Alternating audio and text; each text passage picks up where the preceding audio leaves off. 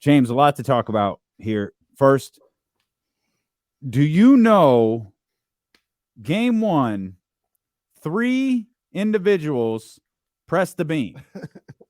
Malika Andrews is right there, De'Aaron Fox, Vivek Ranadive, and some random guy we believe infiltrated the circle and pressed the beam. Have you seen these videos of this picture? Do you know who this individual is? I haven't seen the video. No, it's not even as like Zapruder film somebody's like personal cell phone. This is on ABC. ABC is broadcasting the beam being lit, and all of a sudden, guy comes out of nowhere and lights it with De'Aaron and Vivek. I need to see this. Wait a minute.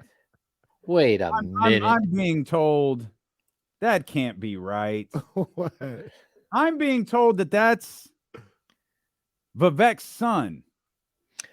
Oh, Vivek's son was there. Well, I don't know Vivek's son. I don't know what he looks like, so it could be him. I'm being told that that's Vivek's son that infiltrated the circle and helped press the beam. Okay. Yeah, Anil. There's Vivek, there's De'Aaron, there's Matina, and here's Guy. That's I think that's Vivek. That's nephew. I don't know what his name is. But It's not nephew. Huh. Would you say his name was James? It's not Anil? I don't It know. might be a Neil. I know Uncle V. I don't know my nieces and nephews. I just know Uncle V. Well, we know. I'm gonna need to see this. Where are you guys seeing this? Well, Jill sent me a picture and said, "Hey, is this the guy you're talking about?" I had this picture that we used as a graphic, and I showed it to Kenny one day. Like, who is that guy? That guy just came out of nowhere and got in on lighting the beam in game 1. I guess Vivek's son. I don't know. I don't know that I've ever seen Vivek's son, or at least not this one. How many sons does he have? I feel like I've seen him before, and I didn't remember him. Oh, I don't think that is Anil. I don't think it's Anil either. I think I have like a side shot here. Jill would know better than I would for sure, but I need to see the actual video. I need to, yeah. If just put in Kings Light the Beam Game 1 on YouTube. The whole show's stopping until we figure out who this is. This is amazing. I have well, it's the off season. I gotta find the picture we used as the graphic, because that was kind of like the catalyst for all of this. Like, who is this individual? I noticed them, and why does he get to light the beam? I said, "Yo, who's this guy that came in here out of nowhere?" And it wasn't even like as part of their like, "All right, let's light the beam." Vivek and De'Aaron already lit it, and then the guy comes in. No, I don't think this is Vivek's son, man. I don't think this is Vivek's son. I don't think it is. I'm gonna have to wait through a commercial or two on YouTube before I can look at it. But oh man, I'm gonna send this picture I have. This is one of the great moments, man. And, it really is. And Jill, so Jill can get a clear shot of who Jill. This once again, is. Jill would know a little better than I would, but I don't think that's his son. What a mystery. Wait, I see it. Oh yes, that is his son. It is? Yes, it is. I just saw it happen. Just to be clear, we're talking about that guy right there. That's his son? Yes, it's not Anil. That's his other son. Okay, so that adds up. Because I've seen Anil, and I was like, I don't remember him looking like that. Okay, all right, it's the other son. Yeah, it's the other son. I remember him being at the game. It's Andre. There we go. Yeah. Okay. Well, that's also not as funny. That it was. I was hoping it was a random guy. It's a way better story if it's a random guy who just got on the floor to press the beam in the biggest beam pressing moment in history. I'll just dump these last 3 minutes. This just So hit the 3-minute dump button, Jesse. There we go. There he is. Oh. Yeah, I'd never seen him before. Yeah, I was worried it was my guy Conti, Matina's son. My guy, I know who that is. Well, yeah, but he could. I could see him having a few and sneaking over there.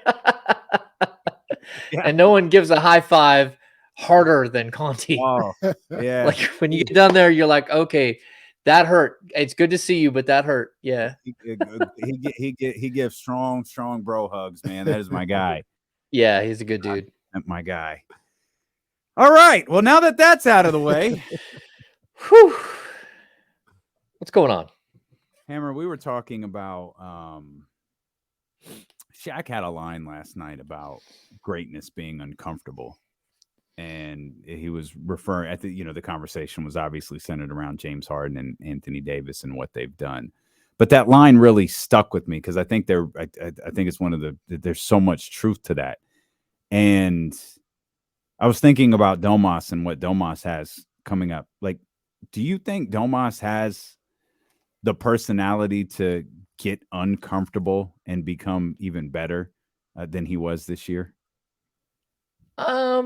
Yeah, I mean, I think so, but at the same time, like that's just not who he is. Who he is exactly what we saw. If you look at his statistics throughout his career, this is exactly the player he is. You know, it's one thing to like if you're a 30-point scorer, right? Like, what do you do to show that you're better than that? Like, maybe you can add some rebounds, maybe you can add some assists, but realistically, your bread and butter is like being a great scorer, and you would hope that you would get more efficient and stuff like that. But I don't think, Sean on the podcast always says that he wants Sabonis to be like a 20 plus, 22 plus per game scorer. And I've never got that. Like if he's averaging between 18 and 20 a game, but he's also leading the league in rebounds or close to it, and he's also dishing out 7 assists, and he's shooting 63% from the field. Like that's about as elite as you can get for a big man of his type. And then he's a player that, can't do it all on his own. He's not one of these guys that, there are star level players, and then there are superstar level players, and then there's a level of player that's like there where like they can do a ton of damage, but what they have to have players around them to do some of that damage. And I kind of put Sabonis in that category, that he's a major hub, but he's not going to go out and get you 30 a game like Embiid. There are some limitations to what he can do as a scorer, and that's okay. He's really good at what he does, and as long as that's who he's going to be, and he continues to refine who that is, like, if he can space the floor a little bit and add an 18-foot jump shot, that would be huge for the Kings. If he can, tighten it up around the rim and be able to use his right hand a little bit more, that would be huge for the Kings. But overall, I mean, this is just an outstanding player that is who he is. Like, I don't expect more or less from him. I kind of expect him to be this player for the next like 6 or 7 years. Yeah, I agree with you. And I mean, it's also not the worst thing in the world, right? Like he's going to be an all NBA selection. There are little things that he can refine to his game, like you mentioned, the 15-footer, and really just being more comfortable with that shot. I'm not looking for him to, not even really probably looking for him to be Chris Webber. Like I don't need you living out there and shooting 10 shots a game from 15 feet. But if it's there and somebody is giving you that shot, having the confidence to take and make that shot is what we're looking for. But I agree with you. I mean, he is what he is, and that's not a bad thing. Like he's one of the top centers in the game. Yeah, and I think the other thing that like I'll keep pointing out, he's a really, really easy player to put someone alongside. So, there are certain players, like again, you guys mentioned James Harden, Luka Doncic, that it's not easy to find players that fit next to him. Even a guy like Trae Young. Like, I think when it comes to Domas, like there are so many different styles of players and types of players. You of course need shooting. The Kings now know they need more length and athleticism at the 3 and the 4. But as long as you're surrounding him with pieces that make sense, and he's so easy to find those pieces, that I think that he'll continue to thrive. Like this is the way he gets better is, it might be to get up, to 8 or 9 assists a game. And that just tells you one thing. It tells you that the Kings have better players around him. They have more consistent shooters around him. So like, I expect like if Sasha Vezenkov comes over from Greece, I mean, he's a flat out knockdown 3-point shooter, and he doesn't like to dribble, just like catch and shoot. He will help space the floor. If, Harrison Barnes is back, he'll help space the floor. If they don't get Harrison back, but they bring someone else in, it will be that same type of player where you're just looking for more and more spacing and 3-point shooting to go around him. So I want to get back to Sasha in just a second, Hammer. But part of what stuck with me when I was thinking about Shaq's line last night and then thinking about the Kings is because I'm in the agreement of both of you. I kind of feel like this is who Domas is, and he's very, very good in this role. I think De'Aaron is willing to stay with the Shaq line. I think De'Aaron's willing to get uncomfortable. I actually think Malik is too. I think Malik is another guy who's willing to get uncomfortable to grow his game and be even better. And that's what stood out like to me a lot. And that's part of what teams are, right? They're makeups not only of different types of players, but they're makeups of different personalities. And I think Domas got his first taste of being a leader this season. And I don't think there's any question that Domas is a leader, but De'Aaron is a guy who I can see continuing to try to grow off of what he built the prior year.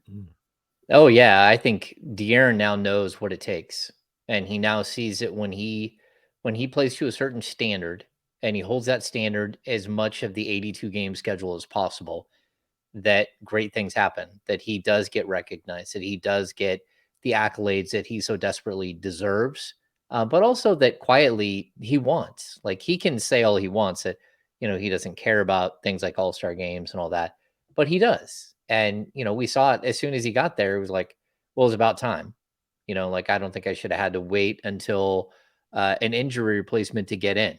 And I get that mentality from him. And so I would like to think that he's ready, that he's going to come in like a slightly different player, a better player than he was before.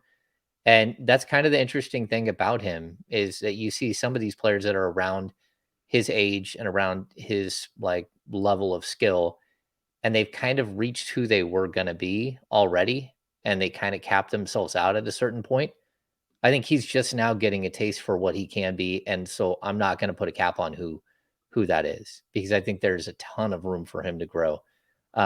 Outside of that, I think the other guy that I think will get uncomfortable this next season and just be a much better player is Keegan.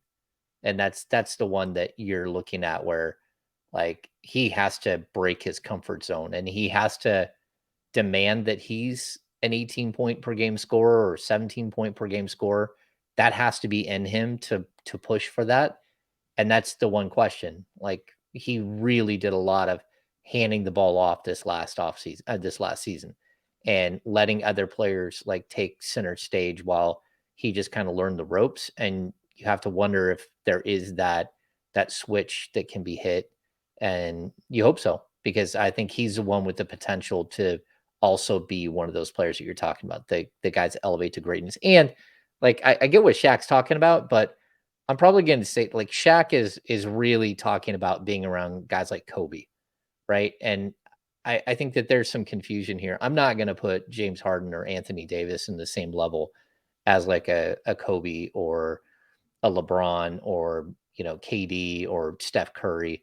I'm just not. Like, they're as far as players, number one, AD's never been able to stay healthy, and number two, Harden, for the most part, throughout his career, has been an extremely selfish player, both on and off the court.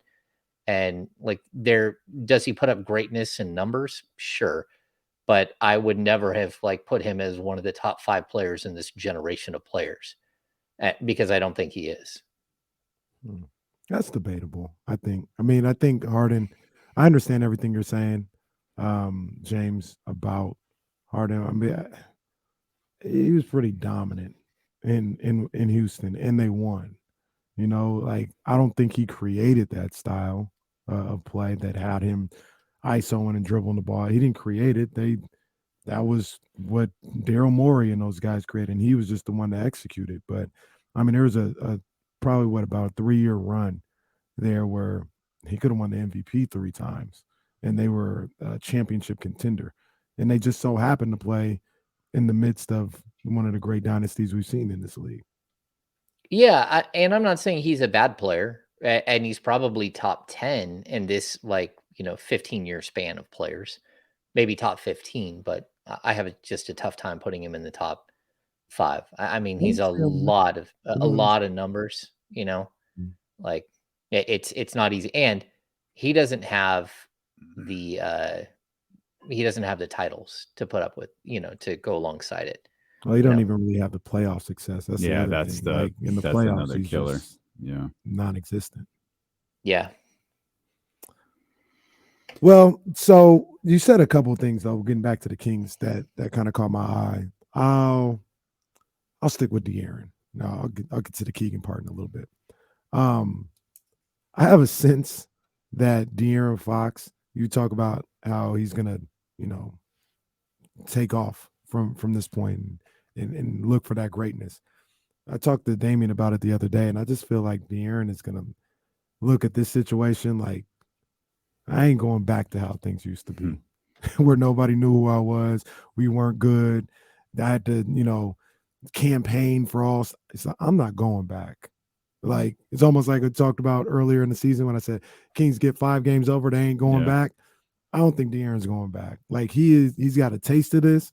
He's on not that this is what he does it for, but he's got the notoriety. He's on commercials now and all. He's like, I ain't going back to obscurity. I think he's going. That alone, along with winning and being part of a winning team and being a leader, all those things combined are going to motivate him to continue to stay at this level and maybe reach another level. Yeah, you would hope so. You'd hope that this was like the catalyst for him to become a great player.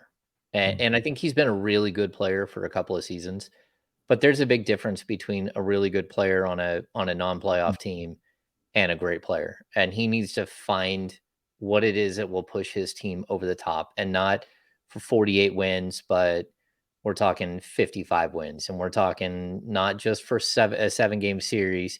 He's got to figure out how to push his team into the second round, push his team into the third round. That's where you go from being like a star level player to a superstar. And I'm not sure that there's potential for for Fox to reach superstar potential level, but I don't know still. Like, I think he's an all-star. He's a star level player, but there's another level that I don't know that he can get to. And that's okay, because there's only like a handful of players that reach that status. And you don't know if he can be one of those. I do know that he finished 11th in MVP balloting, which tells me there's a very good chance that he's like 3rd team All NBA. And going from where he was last year or the year before to an all-star and a leader of a playoff team and an All NBA selection, that means you're one of the top 15 players in the league. And that's crazy to think that that's where Fox can have gone to, because if you look at player rankings, like 2 years ago, he probably got up to like number 24, number 25 in some of the bigger player rankings. And then he dropped down to like 45 or 50. Like, a lot of people lost faith in him coming into this season. And the way that he's responded to me is just spectacular. Yeah, I didn't even think about that. Those preseason player ranking lists, boy, those are going to be a lot more fun to read this year. Oh, man. Yeah, there were some crazy ones last year. They were wild. Yeah, the little green up arrow with how many spots he's moved up. You'll be like, huh, like okay. 15. Did he get that much better, or were you just that bad at doing your job last year of rating players?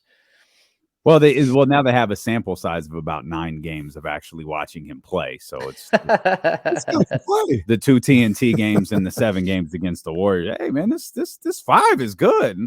That's right. Google him. Is he a rookie? Google it. Who is this kid? You mentioned De'Aaron Fox, potentially being named to the All NBA team this week. That's Wednesday. We found out today. Keegan Murray made the All Rookie team.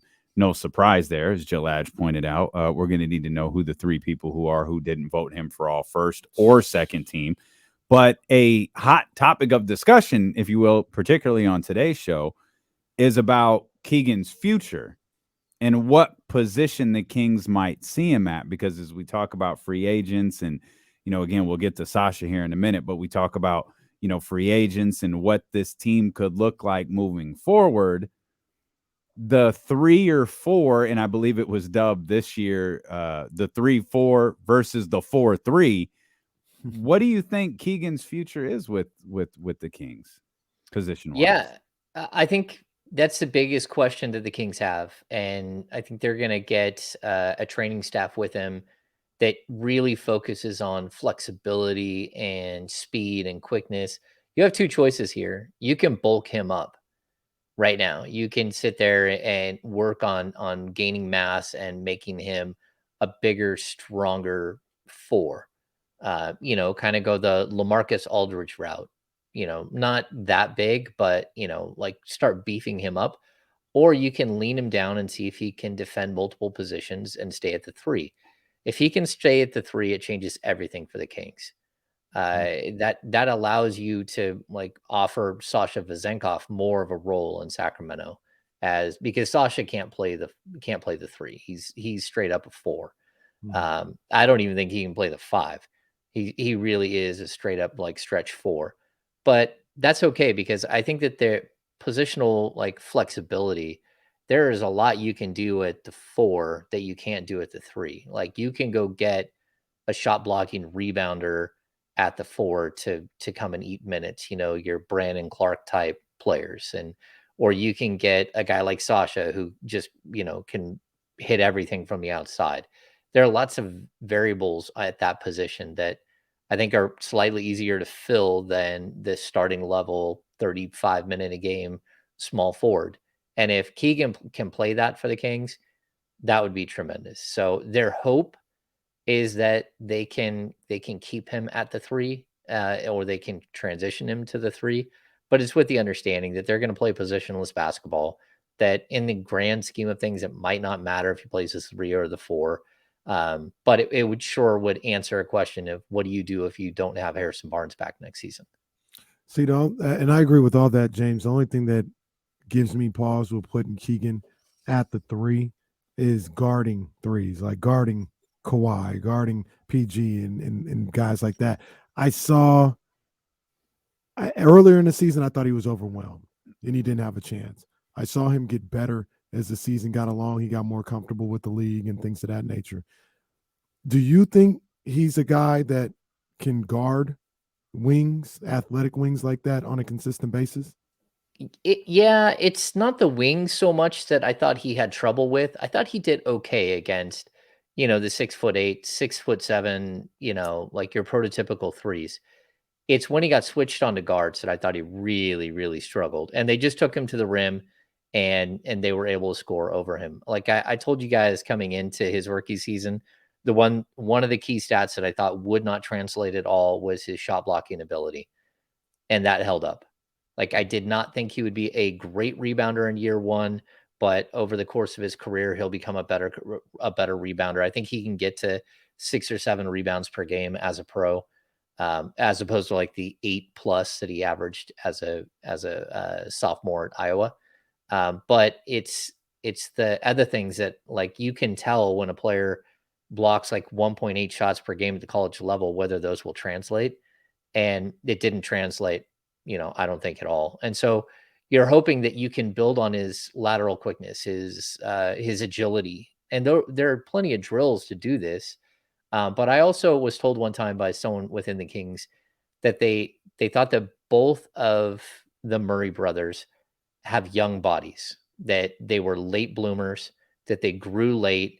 And so they're still growing into their bodies, and they're, like they're confident and comfortable players, but they will get more and more confident and comfortable within their body as time goes on. And so I think that that's a good point as well, because you have this ability to, again, bulk him up or lean him down, really get him strength and conditioning, really get him with a yoga instructor, really, do all of these flexibility things that can hopefully make him a better defender in space. And it's some of the same stuff that they've done with Neemias Queta. Just, you're looking at a giant versus a 6'8" guy, that you really had a lot of work to do with core strength and all that stuff. I want to talk about Sasha, but I feel like that's going to be I feel like everyone is talking about Sasha, and it's confusing me a little bit. it's confusing me a lot, James. So we're going to talk about Sasha. We'll talk more Kings basketball. We'll talk playoff basketball in general. And we'll do that with our 1320 Kings insider and creator of the Kings Beat, James Ham, when we return here on Sacramento Sports Leader, ESPN 1320. Jesse, you know who's in this game playing for, I'm not even going to try to say the name, but against Sasha's team is your boy Carson Edwards. Fenerbahce? Edwards. Yeah. Well, how you say it? Fenerbahce. Fenerbahce. Okay. Now Yeah. I know. Fenerbahce, that's where I like Rossi and all Carson them Edwards, played. man. He was a summer That's league where- legend. He was. Bogdan went. That's where Bielitsa went. Bielitsa's not in that game, right? Maybe. I don't know. He's not on the court right now. Yeah. Carson Edwards got quads for days. Yeah, he's built. Yeah, he is. That's certainly like a body type that the Boston Celtics look for, like the Grant Williams thing. Yeah. That guy just didn't know how to use his size. Yeah, he was just missing a few pieces. Good kid. Missing Yeah, like people are saying Fenerbahce. No, that's not how you pronounce Fenerbahce. Okay, well, that's how I've heard it been I'm called. pretty sure it is. Yeah. I mean, that might not be the Turkish pronunciation, but that's how I've heard Aren't they it. like the Celtics of the EuroLeague or something like that? Yeah. They're great. Yeah, they Yeah. would play. That's where I like always see these Diana names. and Brittany and like all of them, they made their money. Or maybe Brittany didn't. Diana did. Most of the big American players, Sue Bird, they made their money with Fenerbahce. Yeah, I mean that's where Bogdanovic and Bielitsa both won. I believe they both won MVP titles there.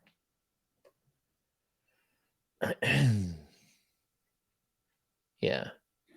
So Bob Huggins wilding out, huh? Oh, Bob. Hey, Damien, you're going to watch the 3-hour schedule release show on Yeah. NFL Network? Yeah. Yeah, I'm going to do that. 3 hours. Wow. For a schedule that will be mostly leaked out before the show starts. The schedule, we all know who's playing who. Mm-hmm. He used a homophobic slur twice. Wow. Jeez. Who did? Bob Huggins. He might be out the paint now. Oh. How old is Bob Huggins? Oh. Huggins twice used a homo when referencing Xavier fans, describing them as. Oh. Wow. Yeah, he got to go. He's got to go. But Yeah. West Virginia, so. That's a good question. Have the A's announced what they're going to do? I was going to say, ask him his thoughts on the Negro League Museum. Yeah. No, I think they suspended him. I think that's. Well, they suspended him pending review. Yeah. Yeah, I'm not sure. The review needs to be everybody involved with the broadcast is fired. Yeah. It wasn't even if you're on. firing him, that's what you have to do. Well, yeah, because I'm surprised. Why did you not dump that? Well, from what we hear, it wasn't even live. What? It wasn't even live. It wasn't on the can and ran it. They what? They had it taped and they ran it. Oh no, because that was pregame. Mm-hmm. Oh no, that's not good. Yeah. Oh, that's on why I'm NBC. saying, if you're involved with the broadcast. Yeah, that's on go. NBC Sports Bay Area, California, Bay Area, same thing. Oh, Keegan. 10th Kings rookie to 10th Kings player to receive the honor in franchise history. franchise, not NBA. Can you name the other 9? I can, given that I'm staring directly at them. But hold that thought, Hammer, because I'd rather you do that on the air. I was thinking about asking that on the air, but don't look, James. Kenny gets all antsy and I won't look. I won't look either. I think I'm gonna try and make it to him. This is gonna be fun. It's gonna be fun. All the way from 85, right? Or When is did it they- previous? Okay. No. Okay. It's just from 85 to present. Just Sacramento. Just area. Sacramento, yeah. And we're talking first team? That's a good question because it doesn't. Let me see if It has specifies. to be any team. I don't Yeah, think I they've don't had that think. many Yeah, first teamers. yeah. Yeah, I think it's all rookie.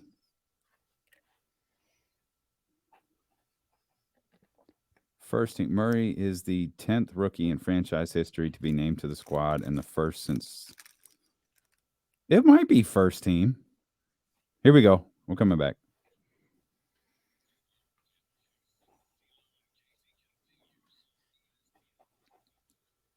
All right, we have a trivia question, both for Kenny and James here. As the Kings just sent out the release that says Keegan Murray has been named to the 2022-2023 All-NBA Rookie First Team. It notes he's the 10th Kings player to receive the honor in franchise history. Can you name the other 9? Okay.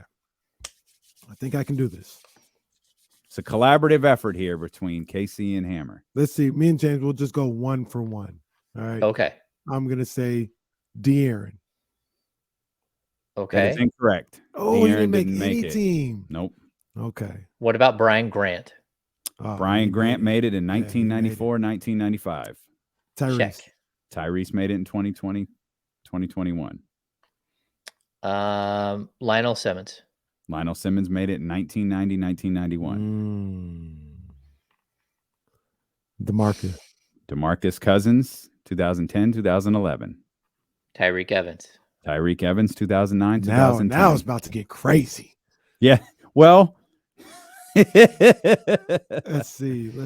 So, well, okay. I got a couple here. So we're at 5. I got to set 5. Need 4 more. Ty said he didn't make it, did he? Ty said he did not. No. Hammer? Ricky Berry. Ricky Berry did not make it. Bobby Hurley. Bobby Hurley did not make it. Jason Williams. Jason Williams, 1998, 1999. 3 left. Isaiah Thomas. Boy, nope. No Walt Williams? No Isaiah Thomas? No. What? You gotta go a little further back for one of them. Kenny Smith? Kenny Smith, 1987, 1988. Okay. We're at 7, right? The last 2 are just flat out funny. Oh no. Willie Cauley-Stein? Nope. Hedo? Nope. Peja? No. Oh. Who left? This is not Kevin Martin. Oh my gosh. This is so fun. Normally I'd say, guys, this isn't good radio. Let's just move on. But you have no idea how good this is. Oh man, come on. It wasn't Michael Smith, was it? No. No. Here, but no. Spencer Hawes. Was not Spencer Hawes, but I Oh. love the conviction in your voice when you said Spencer Jason Hawes. Thompson. There are 2 names left. It is not Jason Thompson. I don't think we're getting it. Oh, Marvin Bagley. Marvin Bagley is snap. one. Marvin Bagley in the 2020-2021 season. Ben McLemore didn't make it, did he? Made the all-rookie team. Nope. Oh man. Is it old or new?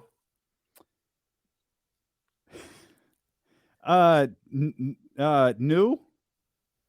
Jeez. I guess. A new-ish. Okay. I'm trying to think of draft picks right now. I can't even think of all their draft picks. Well, it's not Jimmer. It's not Thomas Robinson. It's not Stauskas. I don't think is you it? guay are going to get this one. It's not Stauskas. Huh? It's not Stauskas. The circumstances behind this one are a little bit different. Okay. But everyone's going to laugh once someone says it. Oh, wild. It's Shavano. Oh, buddy. Buddy Hield, 2016, 2000. So you guys said Michael Smith, the animal. You literally got all the other ones, but when it came to naming Marvin Bagley and Buddy Hield, you guys have blocked them out of your memory. Man. Ouch. It's crazy because Marvin had a really good rookie. Marvin season. he had a very good rookie. Really good rookie. He had people hyped. Then Buddy, I forgot because he wasn't drafted by the That's Kings. right. That was a tricky one. Traded his rookie year. Amazing. So man, is this right? So what we were confused about is the wording of this saying Murray is the 10th rookie in franchise history to be named to the squad. I think they're talking first team. Yeah, I think so too, because Buddy I think was first team. I think Isaiah Thomas was second team. Yeah, these guys are all first team. That's a good call on that Brian Grant call too. I remember Brian Grant. That was my guy. Brian Grant had a big time rookie year too. Yeah, I loved Brian Grant. Yeah, that was a good era right there that lasted for like 5 minutes. Yeah, unfortunately. He was all rookie. Isaiah was 11, 12, all rookie. What happened the next year, Hammer? We don't have to spend too much time on it, but after they made the playoffs, what the hell happened the following year? Brian Grant, who said he would play for a Dr. Pepper and a bag of chips, decided to take huge money from He left after the second year. I thought he played one more year. The Miami Heat. No, it went to Portland, didn't he? Either that or Portland. I can't remember. Well, he ended up in Portland, but I think he was with the Heat first. Maybe so. Yeah. Yeah, I think he left and went to the Heat and signed a big money contract. Like a 749 or something. I can't remember. And that was a lot at that point. Yeah. Here's a fun fact. All NBA second team didn't start till 1988, 1989. You're right. It was Portland. 1990, Travis Mays. All NBA second team. Travis Mays. Isn't he a safety from USC that played for the 49ers? Walt Williams. That was Taylor Mays. Sorry. All rookie second team. Walt. The Wizard. Travis Mays was out of the league by the middle of his second season. Travis Mays was not good. I think that's what they traded Travis Mays for Spud Webb. Oh, okay. They got Spud Webb? Yeah, that's when they got Spud. He was one of the first rounders. He had a big had a really nice rookie year. Hito was all second team. Yep. Isaiah was all second team. Yeah, Travis Mays was part of the Lionel Simmons. It was Lionel Simmons, Travis Mays at like 14, Dwayne Coswell at 19, Anthony Bonner at 21 or 22. That's it. I wonder if we get credit for Billy Owens. Didn't he make I'm sure he made a We're getting credit for Buddy Hield. We didn't even draft him. Bogdan made all second team. Now we have named every single all NBA rookie. Damn, where'd you find that? Wow. Wikipedia. Wikipedia. Well, you know and it was taking me so slow because my process was looking at every rookie year each year, looking at each team each year. Well, hopefully they get another one. What, at 24? Well, no. Wouldn't Sasha be a rookie? Well, that's what I don't know. Yeah. Would Sasha be a rookie? Yeah, no, he would. I mean, you talked about Bogdan. You said Bogdan got in. They get Sasha and to 24. Yeah, that's true. Yeah.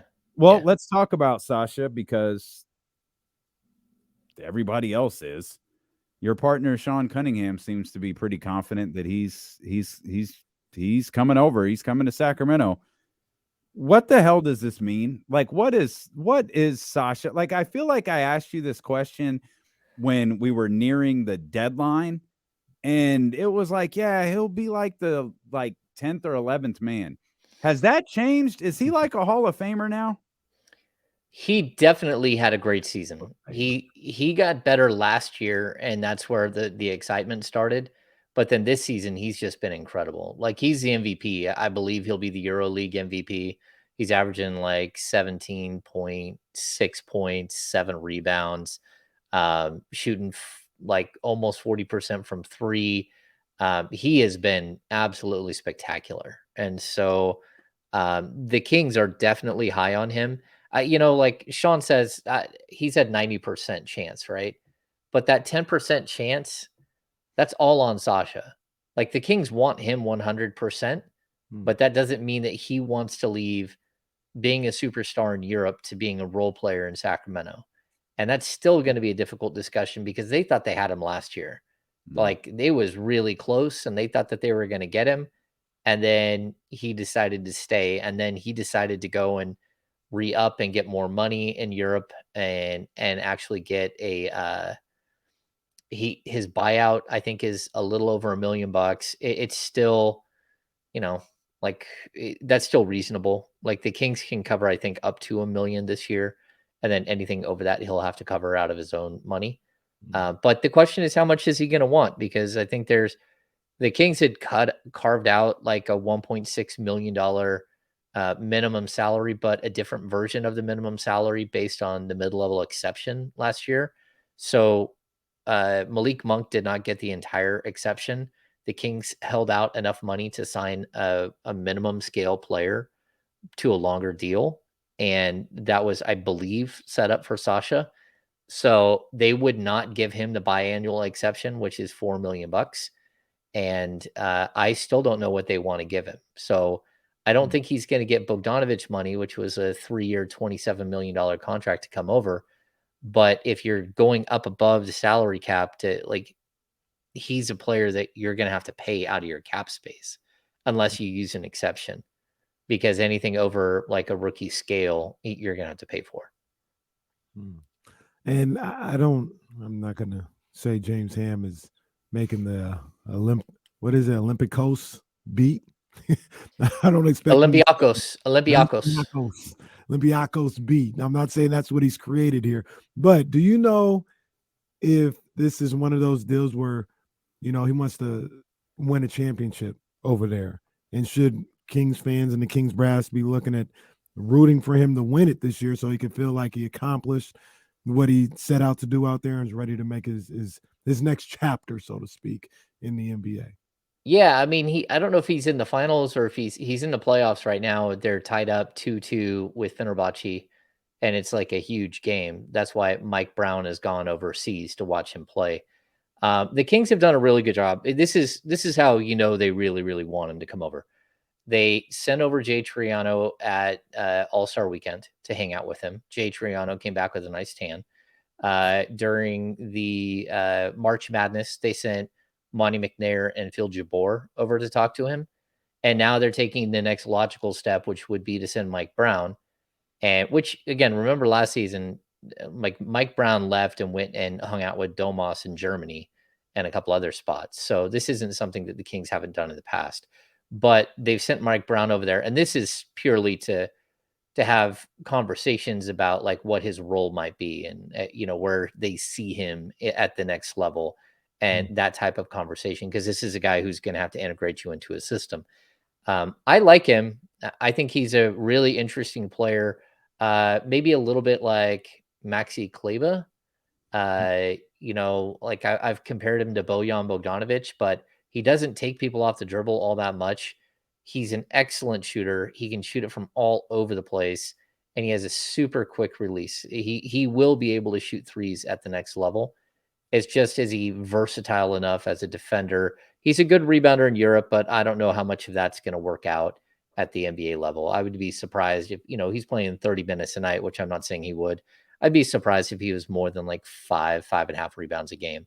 But he does have skill. He's a smart player, another super high basketball IQ player that the Kings seem to, have trended towards over the last couple of years. And the Kings are doing the full court press on him. They want him here. And you have him definitively as a 4.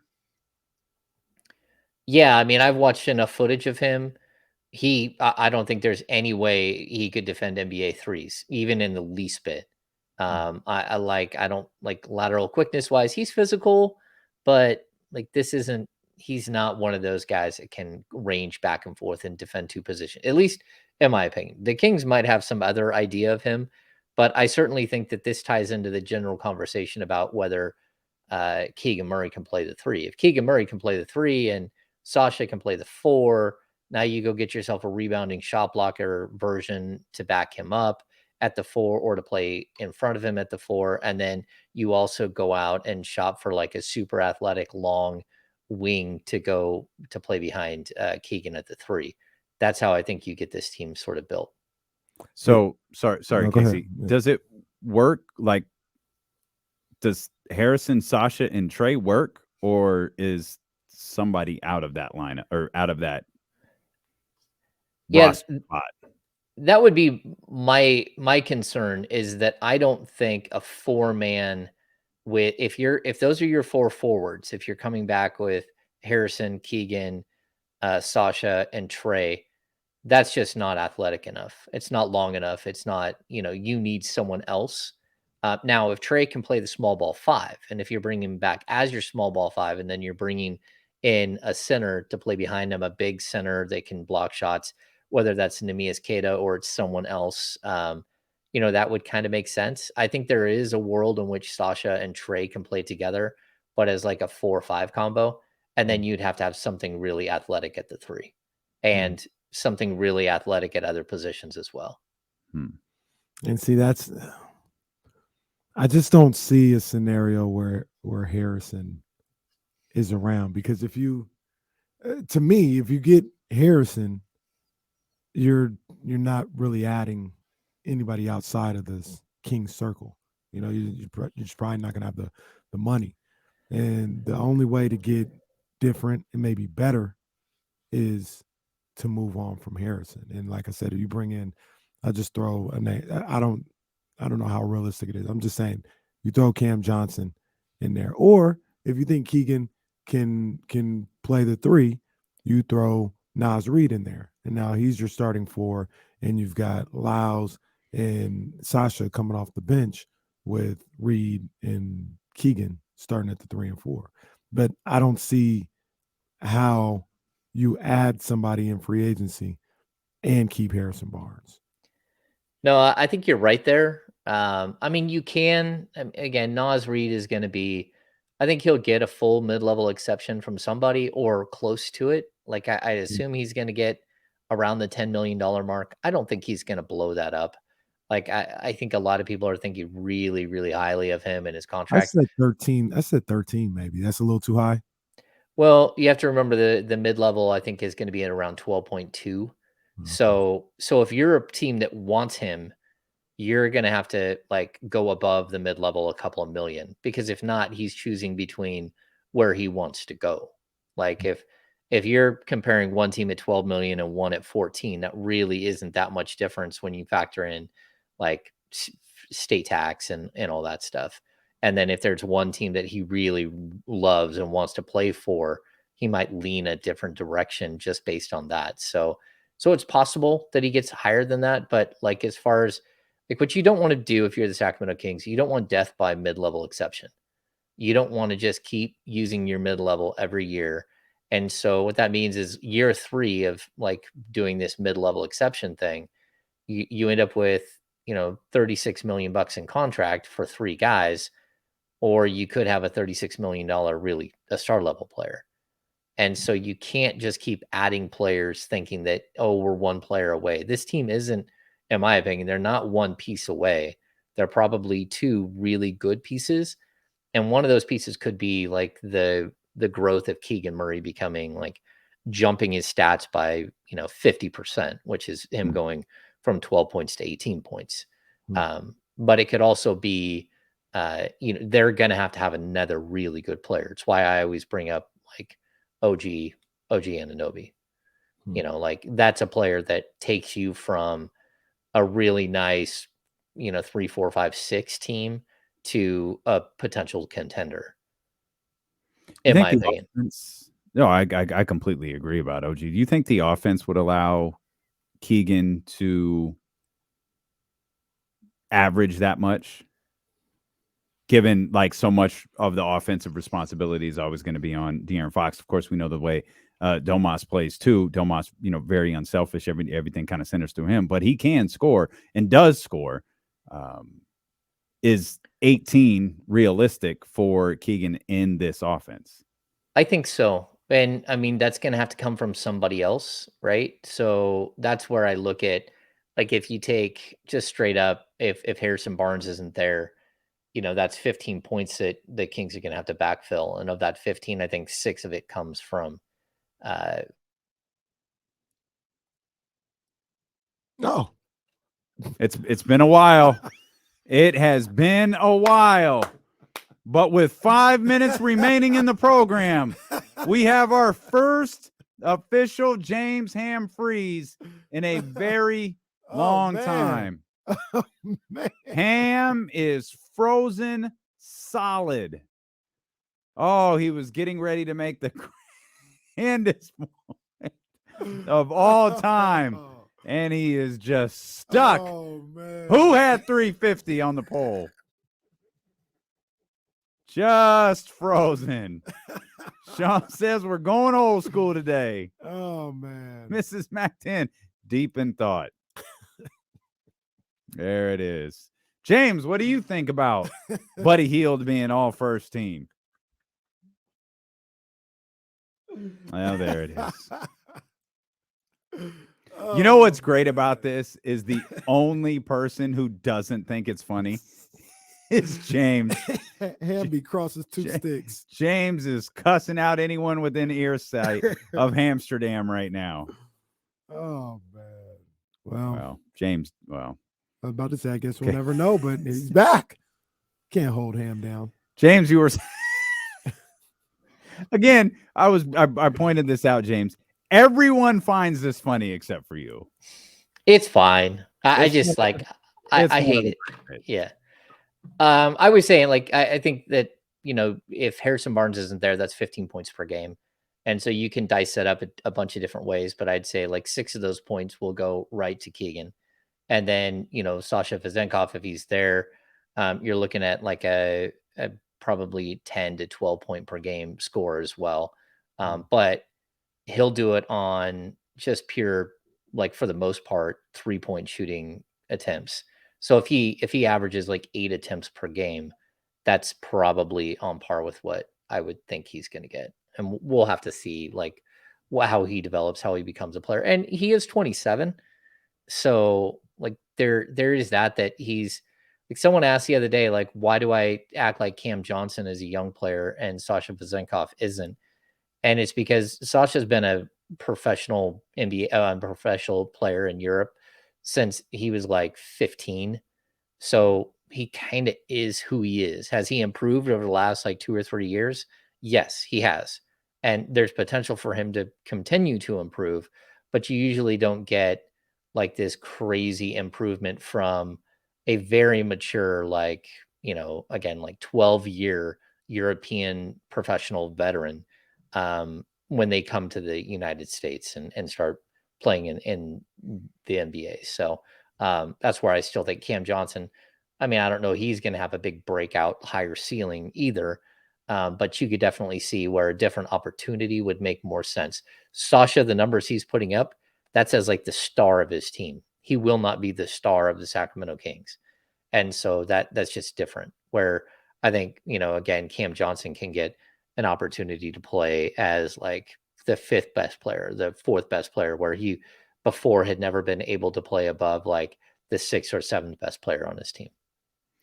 It's an interesting point about Sasha. I remember this was a big discussion during the Luka draft. Is some people, Luka just kind of is who he is. Like Luka was like 19. Yeah. Like sure he had been a pro already, but he was like he wasn't Bogey. Like when Bogey got here and had his first year, I was like, that's Bogey. Like he's not gonna change. Like he's been that. Luka was like 19, 18. But this has Luka's game changed. I think he's gotten better. I mean, I'd say this too. Changed. Yeah, I think maybe and I don't know if it's going to change from now. Like he's only 23, and it's like he is who he is. That's a problem they've got to figure out, not us. But he never ever put up those types of offensive numbers in Europe. Like he averaged 19 a game. That's what was always the thought, that like Luka was going to be really good, but more like a 27-7 guy, not a 30-10 and 8 guy. So I think that's where the miss was, that the offensive potential, because he wasn't a great shooter at all in the European game. So you had this worry that he wasn't going to show up and be a great scorer.